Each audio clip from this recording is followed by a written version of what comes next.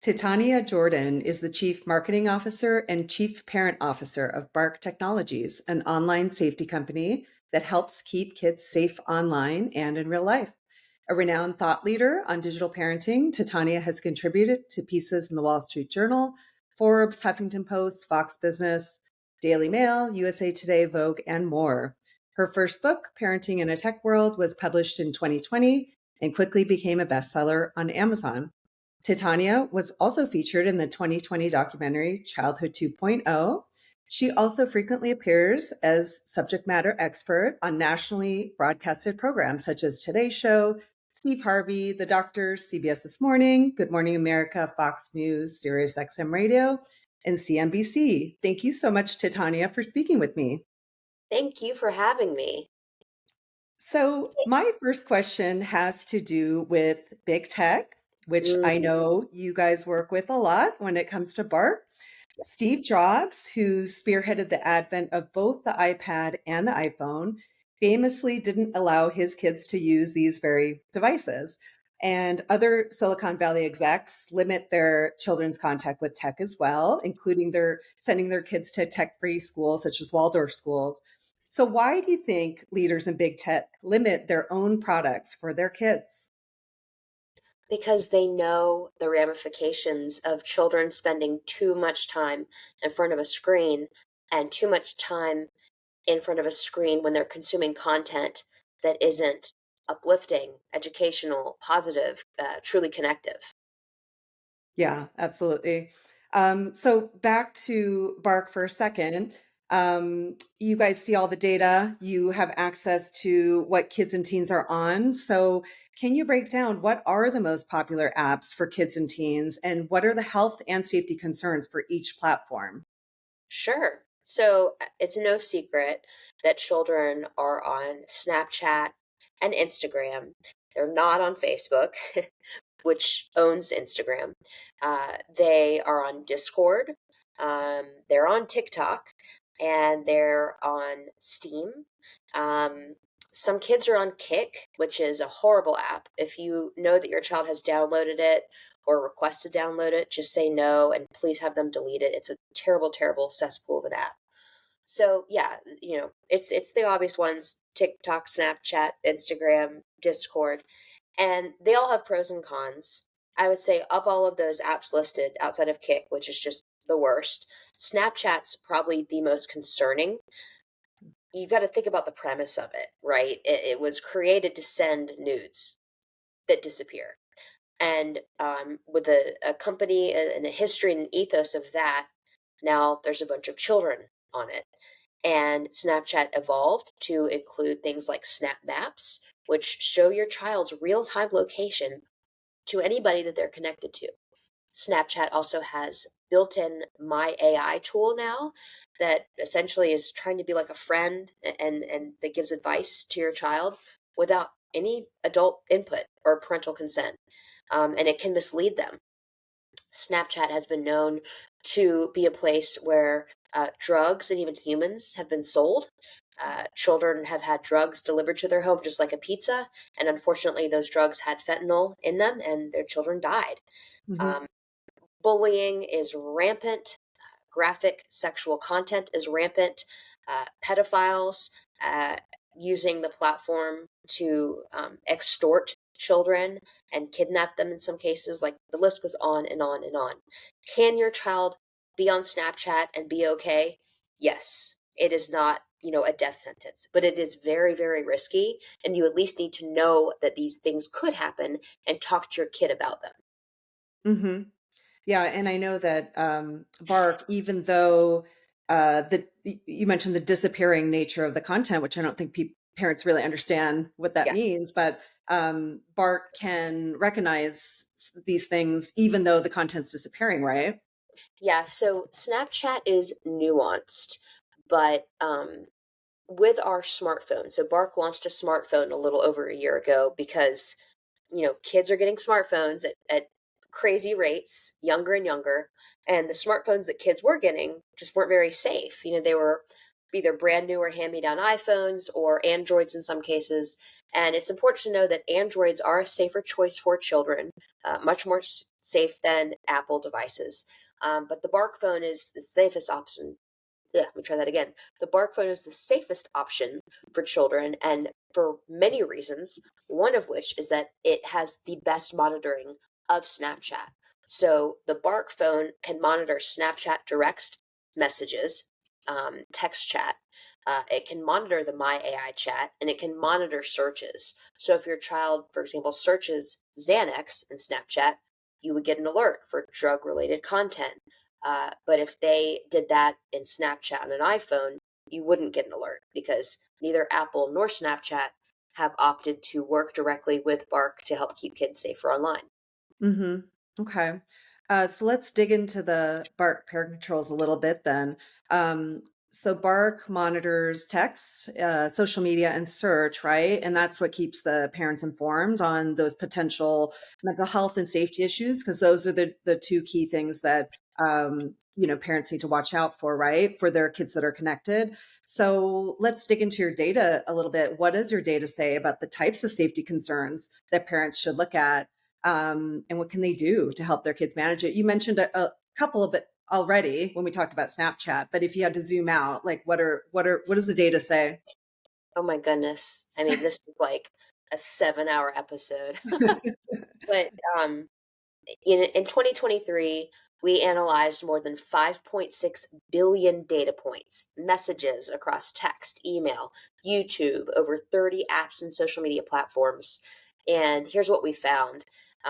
33% of tweens and 57% of teens were involved in a self harm or suicidal situation. 58% of tweens and 75% of teens encountered nudity or content of a sexual nature. 67% of tweens and 76% of teens experienced bullying, either as a bully, victim, or witness. 9% of tweens and 21% of teens engaged with or encountered content about disordered eating. Mhm. And 8% of tweens and 10% of teens encountered predatory behaviors from someone online.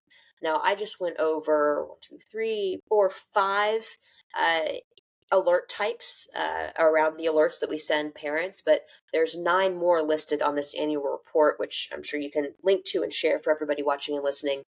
Or you can just Google Bark annual report and read the full report because there's a lot. There's a lot to unpack there.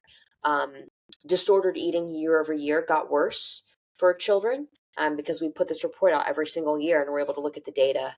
And not surprising, given that children are spending time on places that um, throw them into the comparison trap in ways that none of us ever had to experience growing up. Um, and then when it comes to the issues I just talked about and how prevalent they are on the variety of platforms, our annual report also covers the most dangerous apps for specific alert types. So, the Mhm. most dangerous app for sexual content is Kick, followed by Twitter, now X, Reddit, Instagram, and Tumblr. The top apps flagged for severe suicidal ideation. Number one was Instagram, followed by Snapchat, Discord, Reddit, and TikTok. The list goes on and on and on for depression and body image concerns and severe bullying and hate speech and severe violence. But again and again and again, it's the apps that we've been talking about: Snapchat, Instagram, Kick, um, TikTok, you name it. So a lot in that report. Yeah, it's overwhelming. So what can parents do to help their kids manage these issues, manage this content that they're running across? Yeah, it's I'm laughing because you asked that as part of the question and I didn't answer it yet because I was so deep in the data.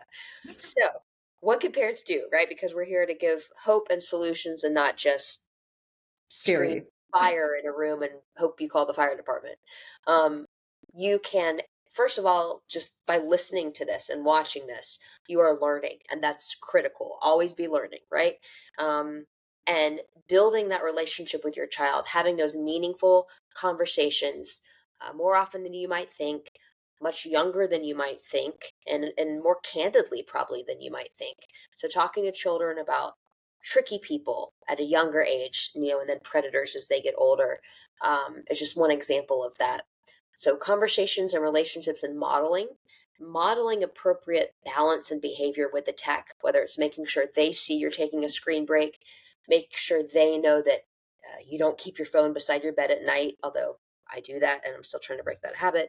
Um, Modeling is important, and then monitoring. Um, do not let your children have unprotected tech in their bedrooms overnight. Keep tech in the common areas of the home, and make sure you're using the built-in parental controls that come with whatever tech your child can access. And then obviously consider um, parental controls like Bark that go one step further, that will actually alert you if your child has encountered dangers. Hmm. So, one of the things that I think parents don't realize is no matter how locked up they think their kid's phone is, they're going to see things. So whether it's on their phone or somebody else's, right? Their friends that's wide open, right? So, Yes. what are the effects, do you think, of seeing harmful content? So, it could be hateful content, it could Mhm. be scary content, pornographic content. What do you think the effects are on the developing mind? A kid seeing something that they might not be ready to see yet. Well, anxiety continues to rise in children, which makes sense. I'd be an even more anxious child than I was if I had access to 24/7, 365 news cycle from potential sources that weren't necessarily reputable. Yeah. Um, So anxiety is on the rise, and so we need to be mindful of that. We need to help our children understand how to decipher um, the truth, and search for sources of truth, and verify from multiple sources, and not just get all your information from TikTok or from one influencer or even from one news channel. Hmm. Um, if a child is exposed to pornographic content, for example, depending on what the content is, it could range from them needing therapy, because they could potentially, it is potentially a form of online sexual abuse, depending on what they've seen and what they've been exposed to. So they could need therapy. It's also important for parents to know that pornography stimulates the same part of your brain as sugar or Hmm. cocaine or alcohol. It's the pleasure center of your brain, and it can be addictive. And so Yep. children, just like adults, can literally get addicted to it. And again, that goes back to they might need therapy. But they also need to know that they shouldn't be ashamed. Um, Age appropriate sexual curiosity is a very natural, normal thing. And because it's not hard to stumble across this stuff on the internet, they need to know that it's not their fault, but they do need to, shut it off, close the tab, and tell a trusted adult so they can get the appropriate help they need for not gravitating back to that sort of content. Um, Sexual content, in particular, pornographic content, can also hinder age appropriate sexual relationships when it is time for your child to grow up and have a meaningful, healthy sexual relationship with another adult, because expectations are skewed. Um, it can really just negatively impact us in so many ways, and that's just pornography. When it comes to the comparison trap of just feeling like you're not enough, you're not thin enough, beautiful enough, your lips aren't full enough, your teeth aren't white, like fill in the blank, right? Our children are growing and developing, and their bodies are awkward, and that's okay. But if they see their peers online looking perfect and living their best lives, that can really, really wreck your mental health. Yeah, there's so many things there. As you said, it's so deep.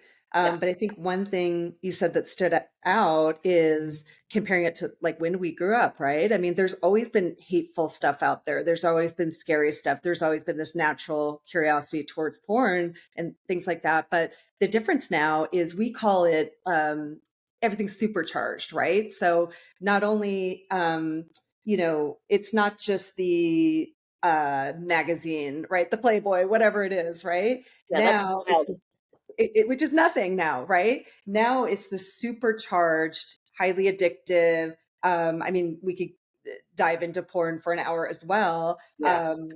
Often obviously unrealistic, right? Often racist. Like there's so many things about porn that are harmful, in addition to the natural sexual curiosity that you talked about. But you could say the same thing for body image. I was having a conversation with a therapist on here recently, and we talked about, we grew up in the 90s where it was the heroin chic thing and the skinny supermodels, but it would be one magazine that you'd see at the grocery store, right? And you can go home and get away from it. And it was just the volume. The volume is just so intense. It's 24 hours and it's hitting these kids all the time. And I just cannot imagine growing up with all of this hitting you all at once. Yeah. And there are some studies that are starting to come out, but I think we're just at the tip of the iceberg. I think it's really hard for us to understand the effect of this. It's going to be a while before we fully get to that place where we can understand it.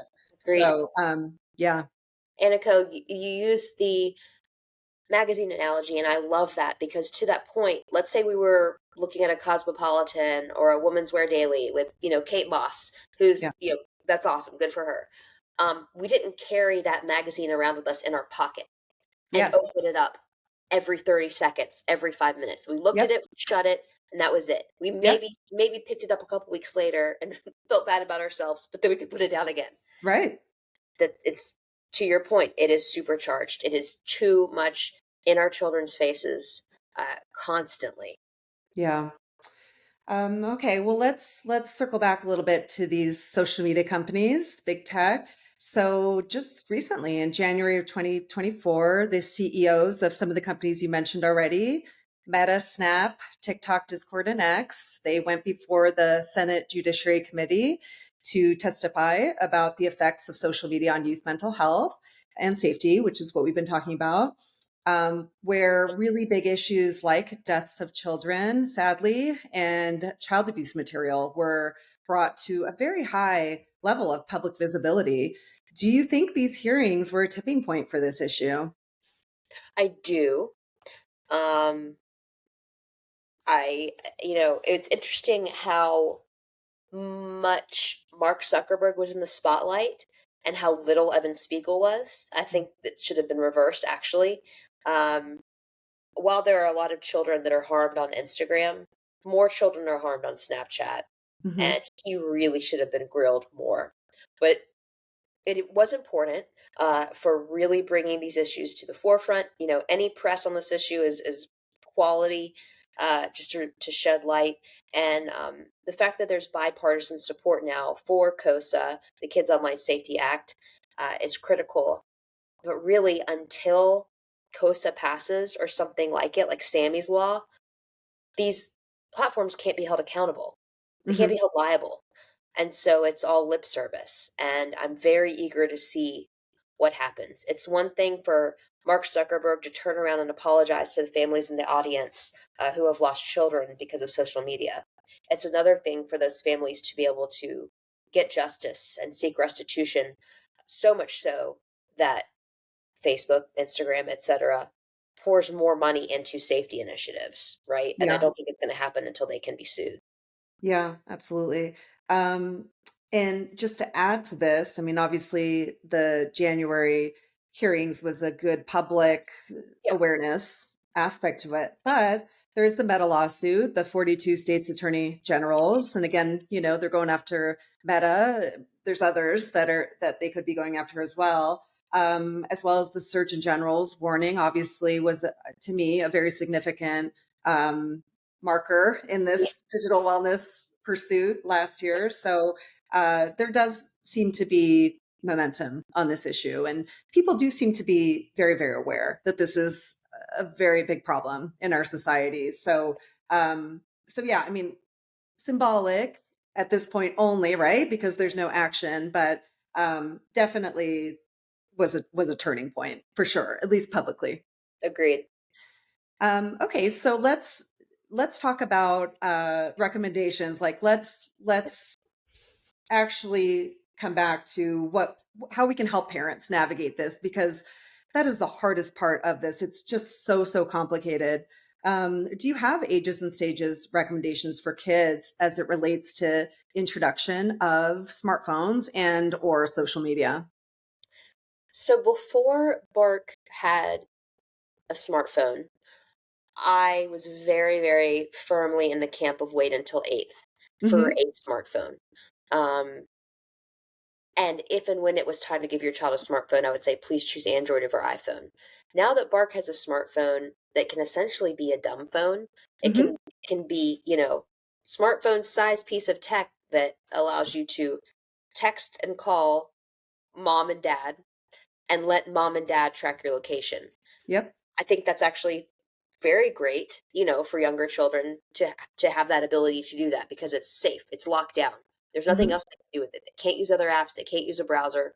Predators can't get their cell phone number and try to text them. Like it's locked down. So if your child needs the ability to communicate digitally with you or loved ones or trusted friends or vice versa, then I would say you can think about the Bark phone, but do not give a younger child just a blanket open iPhone or iPad or Android without parental controls enabled.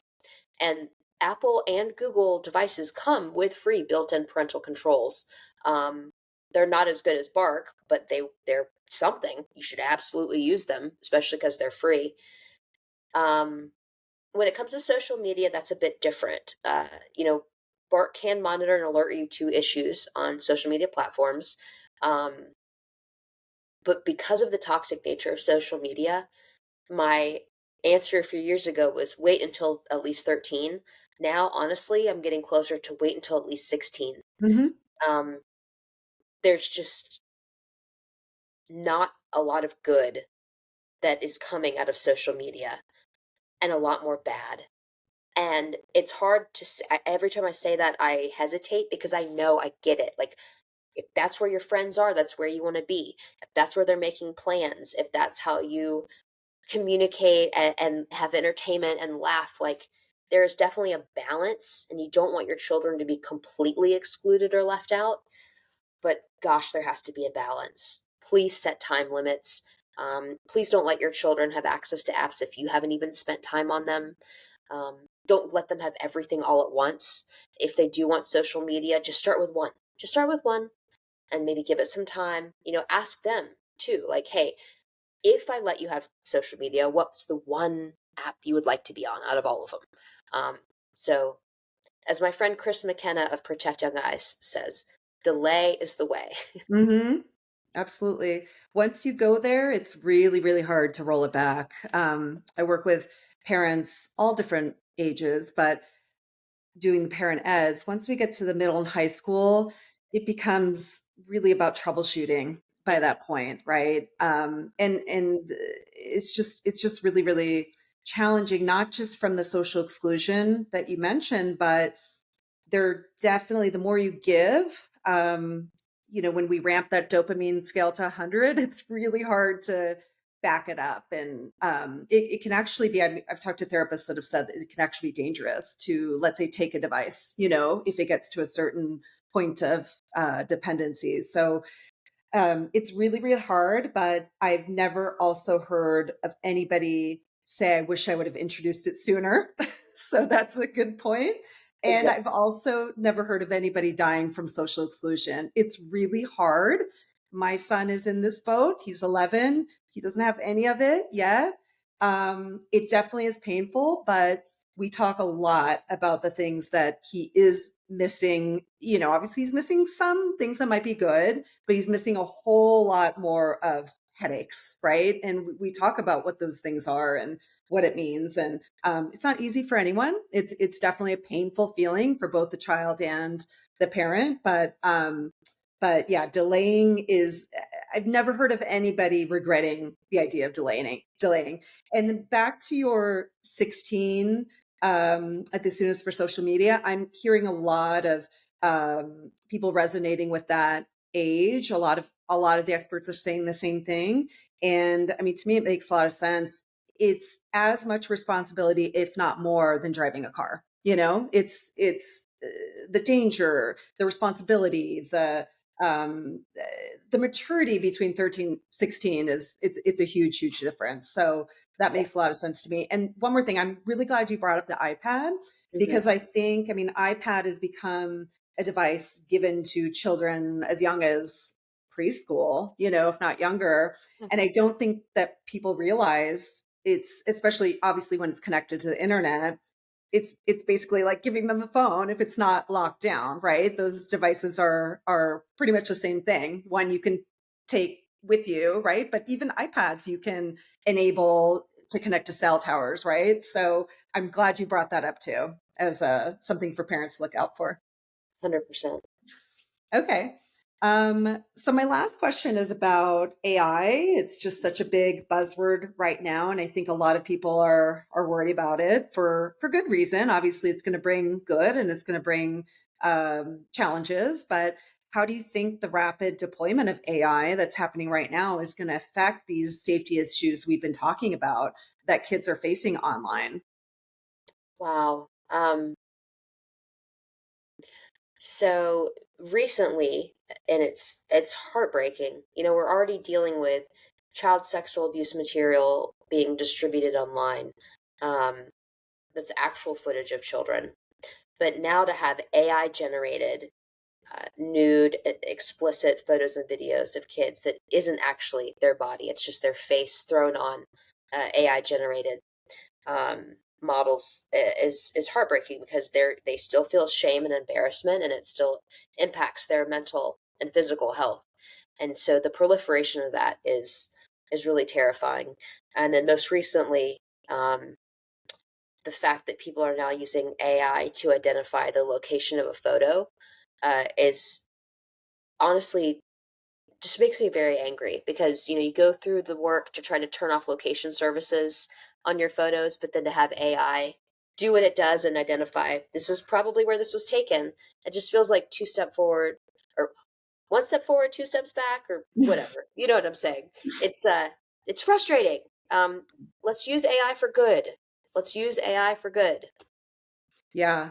I mean, I think to me, to add to that, um, these kids, middle high school, they don't have a fully formed brain yet, right? They don't have a prefrontal cortex that's going to be their guardrail for making good choices. And unfortunately, AI is democratizing a lot of things, but one of them is using it for not so good, right? And you touched on this a little bit. I'm sure there'll be many, many more cases, but just locally, there was a Beverly Hills high school that had a sex what do you call it, the deepfake scandal, where it was middle school students that had made deep fake pornographic images of students but also teachers, and this was a huge scandal. And I again, I go back to, of course, the students need to take that personal responsibility for making that choice. But when you democratize this and make it available to everyone and don't have guardrails yet in place, like,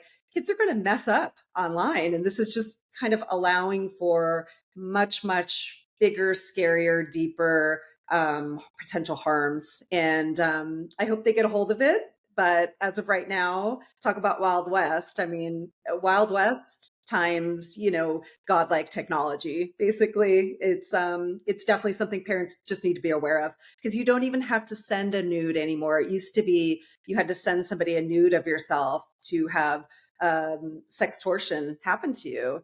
Now, if somebody can grab a few images of you, and like you said, you alluded to a child, just from online, and create a lot of harm, basically. So I don't want to scare people, but I do want people to be aware that it's here now, and It's here. it's gotten really, really good.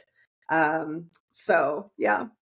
Mm. Well, Titania, I so appreciate your time today and your expertise. I love the data. Usually we focus much on the mental health, but I think mental health and safety are just in lockstep when it comes to these issues. So thank you so much for your insights, particularly in that lane. They're so useful. I think parents need to know this stuff. Well, thank you for all the work that you're doing. Your materials are very powerful, much needed, and I look forward to this being just the first of many powerful collaborations together. Thank you so much. I could talk to you for hours, but thank Yes. you. That was amazing. Thanks a lot.